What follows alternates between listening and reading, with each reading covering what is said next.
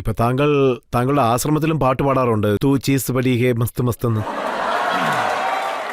Rajat sir, ഞാൻ എന്താ വിചാരിക്കുന്നതെന്ന് വെച്ചാൽ, അതിപ്പോ ആശ്രമമായാലും ശരി, വീടായാലും ശരി, ജീവിതത്തിൽ ഇപ്പൊ ഏത് ഭാഗത്ത് നിങ്ങൾ ഇരുന്നാലും ശരി, നല്ലൊരു മ്യൂസിക്കോ പാട്ടോ ജീവിതത്തിൽ ഇല്ലെങ്കിൽ ആ ജീവിതം തന്നെ പിന്നെ വേസ്റ്റ് തന്നെയാണ്.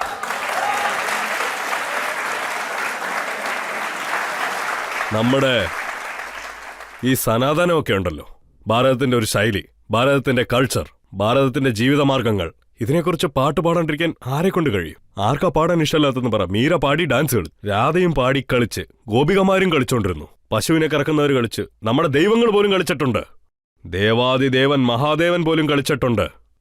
രജത് സാർ,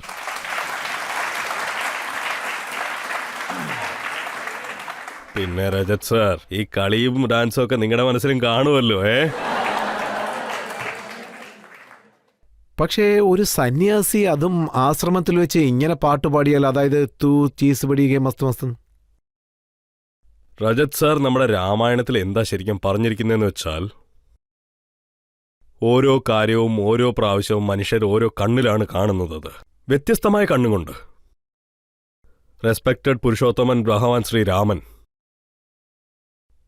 ഈ മുഴുവൻ ലോകവും അദ്ദേഹത്തെ ഭഗവാൻ എന്ന് പറഞ്ഞു, നമ്മളും അദ്ദേഹത്തെ ഭഗവാനായിട്ടാണ് കരുതുന്നത്. പക്ഷെ ചില ആൾക്കാർ അദ്ദേഹത്തിന്റെ പാരമ്പര്യത്തെ തന്നെ കളിയാക്കുന്നത്.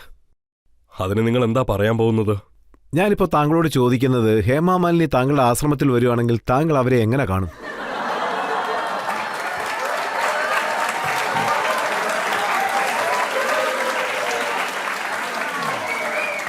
എന്നെ സംബന്ധിച്ച് വരെ ഹേമമാലിനി ഇല്ലെങ്കിൽ മോണിക്ക ബേഡിയോ അല്ലെങ്കിൽ കുഴപ്പമില്ല,